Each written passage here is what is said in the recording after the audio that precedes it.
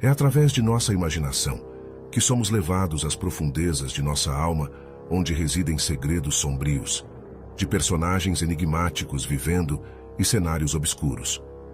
Desde mansões assombradas até os becos mais sinistros das grandes metrópoles ou pequenas aldeias cujas histórias desvendam camadas de suspense e intriga. Prepare-se para ser envolvido por tramas complexas, onde cada reviravolta revela uma nova peça do quebra-cabeça. Dos arquivos policiais às sombras do sobrenatural, cada conto desafia suas expectativas e mantém você à beira do assento até o desfecho surpreendente. Enquanto os personagens enfrentam seus próprios demônios internos e perigos externos, os leitores são levados a uma jornada emocionante através do desconhecido. Prepare-se para desvendar enigmas, enfrentar o desconhecido e descobrir que nem sempre o que parece ser é a verdade. Mistérios Sombrios é uma antologia que desafia e encanta os amantes do mistério em todas as suas formas. Se você é um escritor de imaginação criativa, não perca essa oportunidade de escrever seu conto.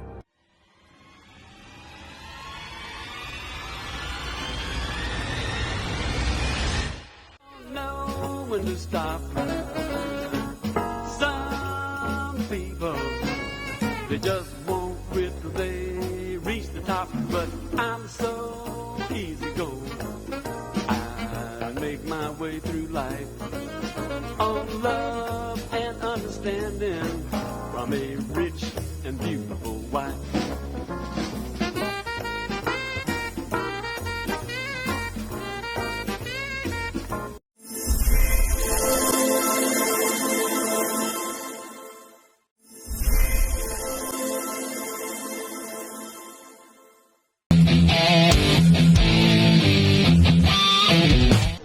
Assim como na arte e na cultura, as práticas esportivas, de modo geral, despertam o interesse desde as primeiras idades.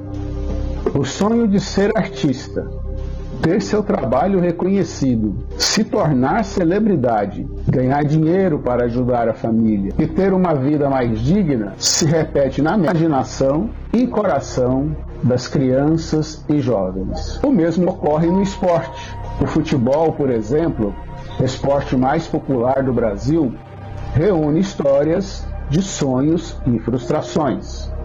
É fato que sonho e realidade nem sempre caminham juntos. No caso do futebol, inúmeros são os exemplos de meninos e meninas que passaram por infância difícil e encontraram no futebol o caminho para a prosperidade. Mas isso não é uma regra e a prática demonstra que a realidade é repleta de exceções.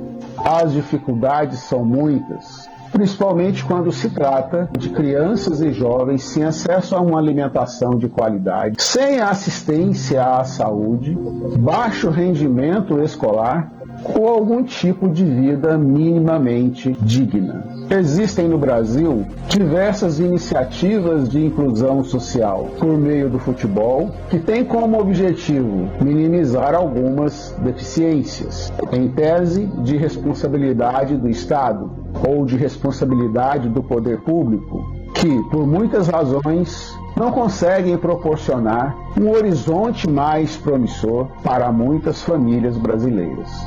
Neste contexto, partindo do princípio de que esporte também é cultura, eu trouxe para o quadro Projetos Culturais dessa semana uma matéria sobre um projeto social que vem sendo realizado no interior do estado de Sergipe, denominado Projeto Fazer Atleta, liderado pelos irmãos Anísio Sampaio e Antônio Leandro, o professor Toninho, que vai contar para nós como é o dia a dia deste projeto lá em Tobias Barreto.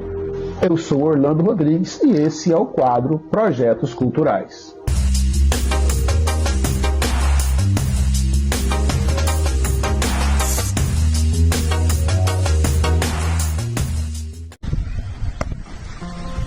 Meu nome é Antônio Leandro Rodrigues Filho, conhecido como professor Toninho na região do Sergipe, no Nordeste. Sou treinador hoje profissional de futebol através do Sindicato de Treinadores do Estado do Ceará, Sintrefus. O início do nosso trabalho começamos em Propiá, julho de 2010. com um pouco de dificuldade. Eu tive 3 temporadas na Guiana Francesa, numa cidade por nome Monte Senerri. Chegamos com a capital, reunimos eu e meu irmão para a gente tentar fazer um projeto para realizações de jovens carentes que não tem condição de pagar uma escolinha para trabalhar. Nós realizamos esse trabalho. Conforme seja, sem apoio, com as maiores dificuldades, nós demos uma paralisada. Hoje nós estamos em Tobias Barreto devido a ser treinador profissional. O meu maior motivação dentro do meu trabalho é o amor que eu tenho pelo futebol. Desde criança fui jogador de bola. Hoje eu estou tentando realizar sonhos desse jovem, dessa minha comunidade, de alguns bairros que temos aqui, Tobias Barreto, Santo Dumont, Suti, Santa Rita, Maria do Carmo, Favelinha. E não só aqui no estado de Sergipe, como no estado da Bahia nós também temos o núcleo do nosso trabalho. Em Campina Grande nós temos o núcleo do nosso trabalho, mantido por mim e pelo meu irmão. Como é que nós mantemos esse trabalho? Ele faz a parte dele do trabalho, eu me emprego em outra situação, peço meu trabalho em clubes profissionais, o dinheiro que nós ganhamos é só para manter esse trabalho porque nós não temos apoio. A dificuldade nossa é recurso financeiro que os governantes, o poder público, estadual, federal, certo, gente? E municipal não colabora com o nosso trabalho. Então é um trabalho muito difícil para realizar esse sonho desses jovens futuramente que nós temos aqui no nosso trabalho. E a razão de eu fazer parte do projeto Fazer Atleta é realizar sonhos, é formalizar um cidadão brasileiro com as nossas palestras, com nossos diálogos com eles, conversar muito com esse jovem, porque vocês estão vendo o que está acontecendo com nossas famílias aí dentro de casa, nossos filhos rebeldes, a maioria dos filhos tirando vida de pai, e tá, se vocês acompanhar a televisão que vocês acompanham, você vê como é que estão as dificuldades. Então é isso que nós fazemos, a diferença, tá? E o meu maior desejo é que Deus bote um filho de Deus para nos ajudar, apoiar, para a gente fazer esse trabalho nosso crescer nacionalmente, que já é bastante conhecido, internacionalmente e futuramente está num grande mercado, realizando alguns atletas para o mercado brasileiro. Meu nome é José Anísio Sampaio, é com uma satisfação grande que venho aqui falar para Tobias Barreto, região, estado de Sergipe e todo o Brasil, sobre o brilhante trabalho que é realizado com a Associação Acadêmica de Futebol Tobiense e Projeto Fazer Atleta, e é com orgulho que venham presidindo, mesmo com todas as dificuldades, esse projeto tão importante para as nossas crianças do nosso país, né? Não só do estado de Sergipe, mas o projeto está aberto para todas as crianças, para todos os jovens, nessa época e nesse momento tão difícil que o nosso futebol brasileiro tem passado, com pagamentos de alojamentos, com um futebol que virou um colégio particular, que virou um trabalho privado. Não parece que o futebol hoje não cabe mais para pobre. Tem que ser filho de rico, quem tem condição de pagar alojamento, de dar mesada, de entrar no jogo, de certas instituições e de certos clubes brasileiros que usam esses artifícios para levar, para contratar atletas. E aí nós resolvemos montar a Associação Acadêmica de Futebol Tobiense e o projeto Fazer Atleta, um trabalho que visa educar, ensinar prática esportiva, tornar-se, realizar sonhos, e a gente tem feito isso com muita dificuldade, devido à falta de apoio. Fomos agraciados com o título de utilidade pública em 2023, utilidade pública estadual, concedida pelo deputado Samuel Carvalho, que está no 2º mandato de parlamentar na Assembleia Legislativa do Estado de Sergipe. Nós agradecemos a ele por esse título. Nós também recebemos através dele uma pequena subvenção, ou seja, melhor dizendo, uma emenda, é o que está nos fazendo tocar esse projeto nesses últimos 4 meses. E realmente nós passamos por dificuldades grandes. E um sonho que eu tenho é que esse projeto receba o apoio merecido de nossas autoridades, que possa conquistar através do nosso projeto de lei de incentivo ao esporte do governo federal, que os empresários possam fazer as doações, que a gente encontre algum empresário com a sensibilidade de fazer a permuta, a troca no projeto em termos financeiros, que possa fazer a doação e deduzir no imposto de renda. É uma das nossas esperanças para o futuro. O trabalho está aberto através de anúncios nas rádios, em carro de som, através do nosso Instagram, aberto para jovens, tanto meninos jovens como meninas, na faixa etária 10 a 17 anos. Salada, valeu, vamos lá. Isso, vai. Beleza, rapaziada. É daqui que vai sair algum fruto, hein? Da Associação Acadêmica de Futebol Tubiense, pessoal. É daqui que vai sair fruto, hein?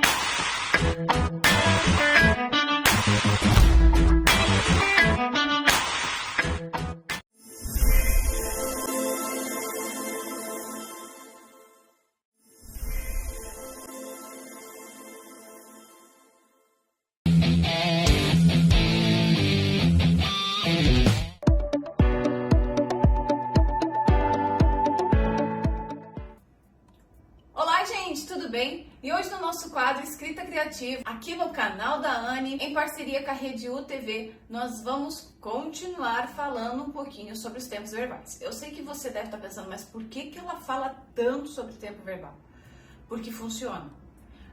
Porque, por incrível que pareça, funciona muito quando você está colocando técnicas de escrita para enriquecer a narrativa que você está trabalhando. Eu sei que muitas vezes é até um pouco chato, né? Ficar falando sobre tempos verbais. Ai, mas é tão ruim estudar o pretérito mais que perfeito. Mas o futuro do presente é tão chato que não sei o quê.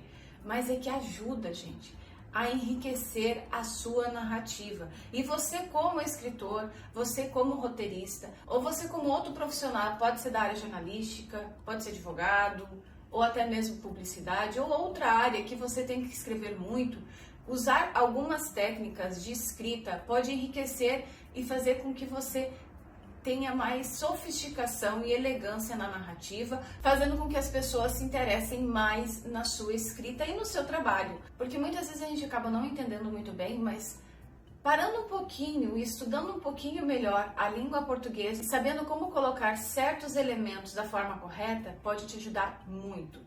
E hoje nós vamos entender um pouquinho mais sobre o pretérito imperfeito. Isso mesmo, o pretérito imperfeito, ele traz acontecimentos que foram habituais ou contínuos do passado, fazendo com que traga mais nostalgia, mais reflexão e muitas vezes uma nuance um pouco mais melancólica para a sua narrativa, fazendo com que os seus leitores consigam entender melhor o que estava acontecendo com os personagens no passado. Isso também é interessante porque ajuda a desenvolver cenários, personagens também, e toda a sua narrativa de uma forma muito mais leve, porque ajuda você a trazer acontecimentos muitas vezes, até que não foram tão interessantes ou tão bacanas, mas você consegue trazer de uma forma mais sutil. Hoje nós vamos ver um pouquinho sobre como funciona e como aplicar ele na escrita criativa, fazendo com que a sua narrativa fique mais fluida e coerente. Vamos começar falando pelo uso habitual, porque muitas vezes a gente acaba falando frases e na verdade a gente usa todos os verbos todos os dias. A gente que muitas vezes não sabe falar o nome, mas vamos usar um exemplo assim, de forma habitual. Quando era criança, ele sempre jogava na rua. Isso faz com que mostre a ação de uma criança que sempre jogava na rua quando ela ainda era criança, mostrando que ela tinha uma atividade habitual que ela fazia sempre. Então você pode usar situações assim para colocar na sua narrativa, fazendo também com que o seu leitor conheça melhor o seu personagem, porque você vai estar descrevendo situações do passado que aconteceu, que você não precisa realmente narrar com muitos detalhes na história presente, mas é interessante você trazer situações do passado, como se fosse um flash de memória, sabe? Um flashback, algumas situações que façam com que o seu leitor tenha mais conhecimento do seu personagem e com isso tenha uma conexão melhor, fazendo até muitas vezes com que o seu personagem tenha um momento nostálgico, porque ele fique lembrando e recordando de situações passadas e com isso você também consiga tocar dessa forma emocional o seu leitor, porque o objetivo, quando você está escrevendo, fazer com que o seu personagem seja interessante ao seu leitor. Então, quando você coloca situações e momentos assim, você consegue fazer com que tenha interesse da parte de quem está lendo e com isso consiga surgir mais engajamento na sua história por um todo. Mas o pretérito imperfeito também pode ser usado de forma contínua ou em situações inacabadas, como por exemplo essa frase aqui: eu lia um livro enquanto esperava o trem.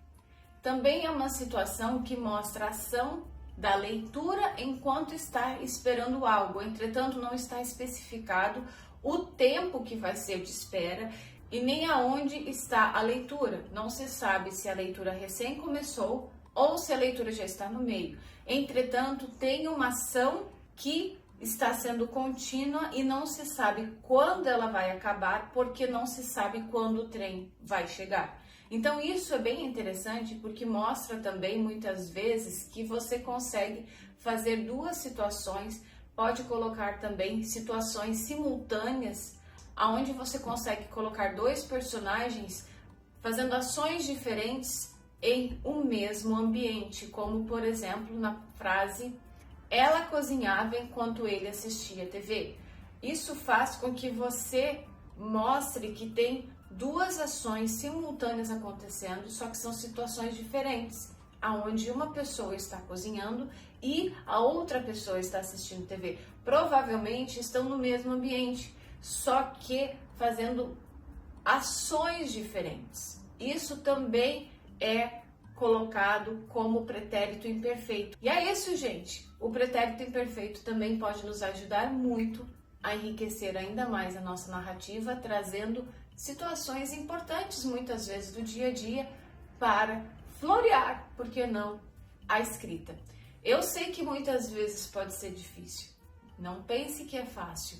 Pode ser um trabalho até um pouco maçante muitas vezes, mas você sempre pode contar com a ajuda de profissionais que estão no mercado e são qualificados para ajudar você na hora que você precisar de uma revisão, muitas vezes, ou na hora que você precisar, muitas vezes, de algum conselho.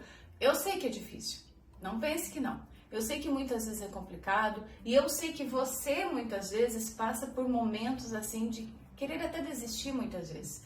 Mas eu posso te dizer que eu posso te ajudar. Se você tem algum momento de incerteza, de você não saber desenvolver muitas vezes o seu personagem, de você não saber muitas vezes trazer acontecimentos que vão trazer mais enriquecimento para a sua trama, eu posso te ajudar. Eu posso te ajudar com mentorias, com leitura crítica. Eu também posso ajudar você a desenvolver o seu mapa mental, fazendo com que você entenda melhor como desenvolver cada personagem. Se você tem interesse em conversar comigo, entender um pouquinho melhor como funciona todo esse processo, você pode entrar no site da Anne, que eu vou deixar aqui, e você pode ver como você pode chegar até mim e a gente conversar e eu explicar melhor para você como funciona todo esse processo. Eu espero que você tenha gostado dessa dica de hoje, lembrando que todas as sextas-feiras a gente está aqui a partir das 22 horas. Continue nos acompanhando e venha, se associe a Anne e mergulhe nesse mundo de fantasias onde a escrita é a magia de tudo. Eu te vejo na próxima sexta-feira aqui no canal da Anne em parceria com a Rede UTV. Tchau, tchau!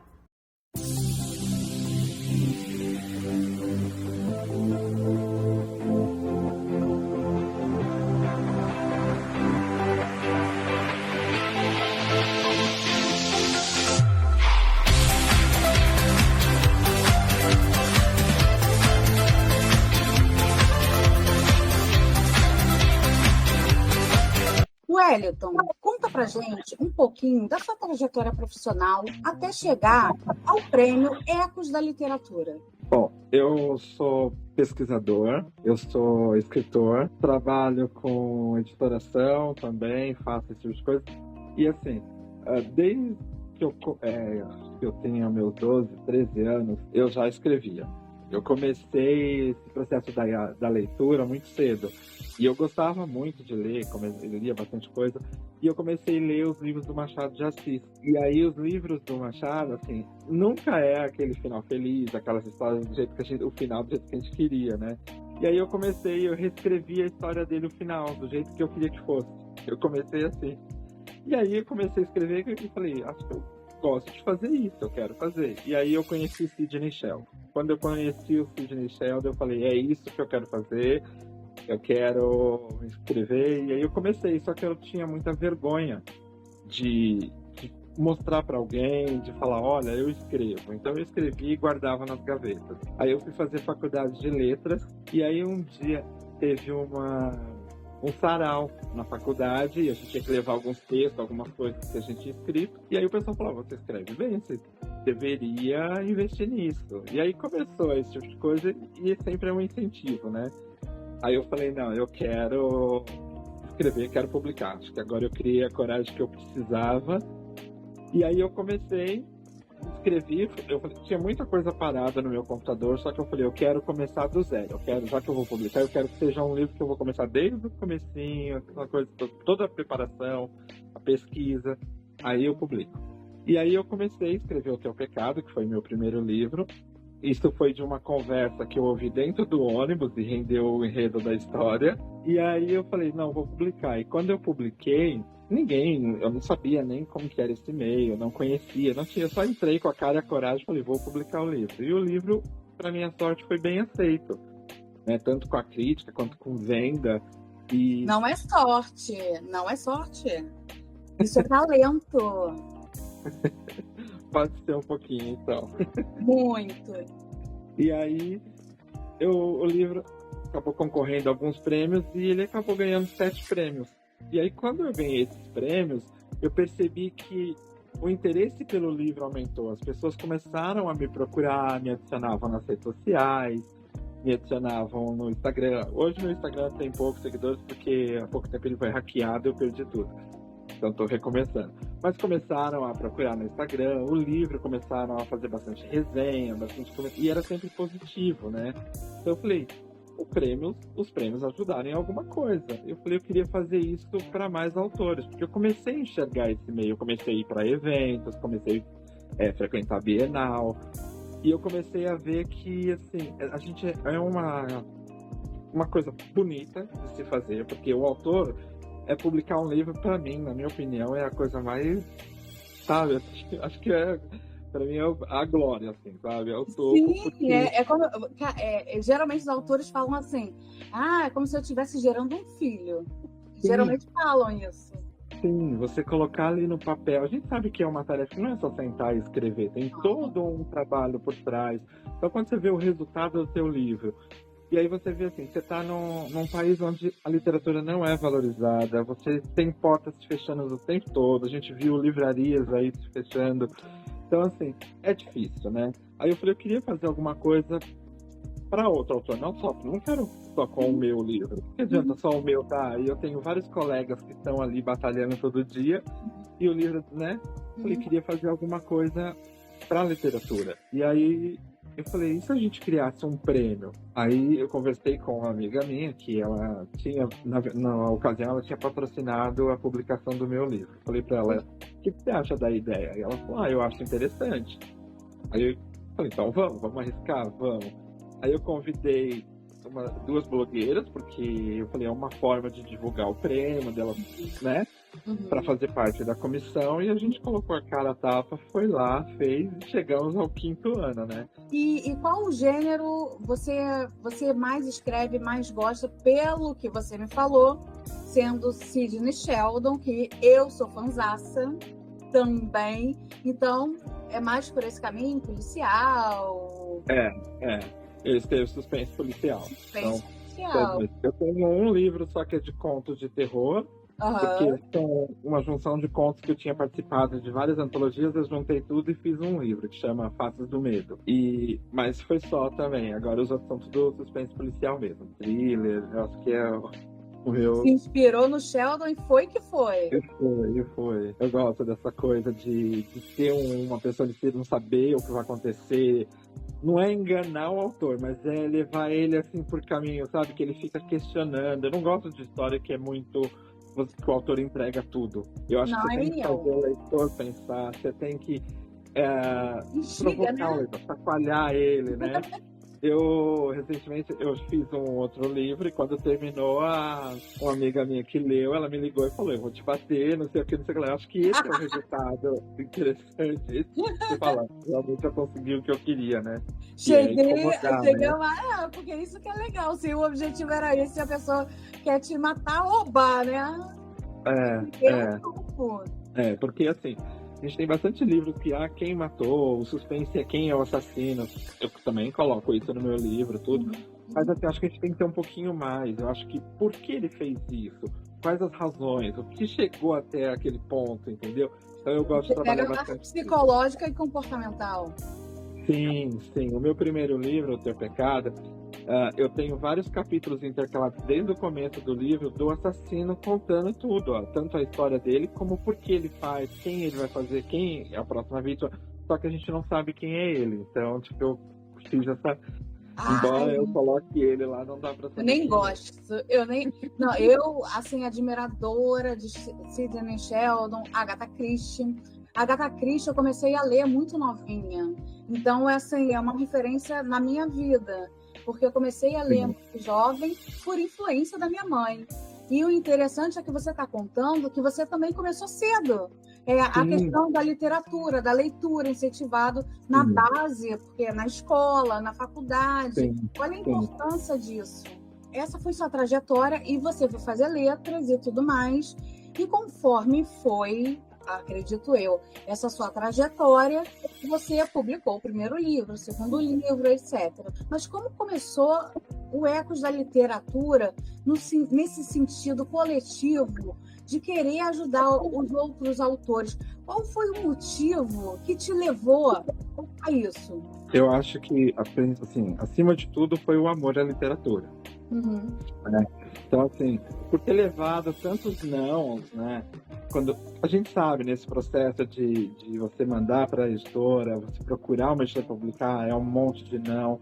Quando você consegue, você não tem onde colocar o teu livro, dependendo de onde você publica, você não consegue vender. Para você participar de uma Bienal não é fácil, a gente sabe, tem todo um processo, e é o sonho de todo escritor estar ali na Bienal com o teu livro.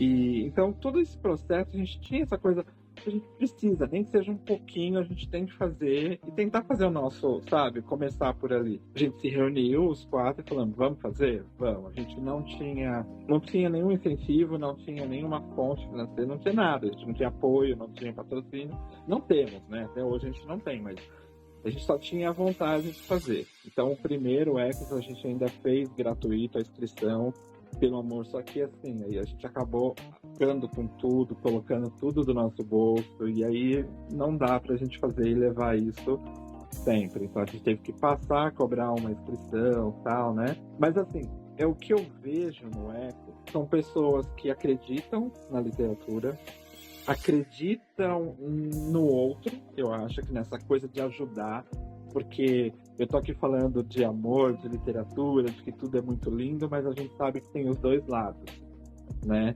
Desculpa se eu vou falar aqui alguma coisa, mas a gente sabe que tem o lado bom e tem o lado ruim. Tem aqueles que querem te atrapalhar, aqueles que querem, sabe? Com certeza, então, assim, como tudo na vida, né? Você pode falar à vontade, porque é a realidade.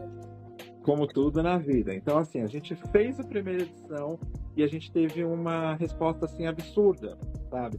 A gente teve várias tentativas de boicote, inúmeras, para que a cerimônia não acontecesse. E aí, quando a gente falou, peraí, se está acontecendo tudo isso, é sinal de que a gente está acontecendo, a gente está aparecendo. Se você está incomodando, é porque está, né, tá tendo efeito. Então, vamos continuar. Nós fizemos. A segunda edição aconteceu a pandemia, então nós não pudemos fazer o evento presencial, foi online. A terceira nós conseguimos voltar. Então, assim, cada ano a gente tem um desafio maior. O número de autores inscritos aumenta, o número de pessoas, sabe, que divulgam, que participam, aumenta com isso. Nós chegamos em todos os estados do Brasil. Falta 2. Falta Tocantins e Roraima, se eu não me engano. Faltam 2. Nós não chegamos. Mas de resto a gente teve inscrições de quase todo lugar do Brasil. Então, assim, é um prêmio que é pequeno ainda, mas assim, tem uma movimentação, tem uma visibilidade que a gente traz pessoas para São Paulo, porque a cerimônia é sempre em São Paulo, do Brasil inteiro. Então você vê aquele autor que vem lá, sabe? Aí chega ali com a bandeira da sua cidade. Isso é muito. A gente não tem recompensa maior. Pra gente, esse é o maior, sabe? Você vê ali falando e um encontro onde tá só pessoas que fazem o mesmo que você, que são iguais a você, não é? De verdade. É muito legal, porque você acaba vendo outras situações, cada um tem o seu discurso lá, sabe? Tem a sua história, então você começa a ver tudo isso, te motiva, te fala. Gente, é isso. Eu acho que o prêmio Ecos é amor à literatura. É isso.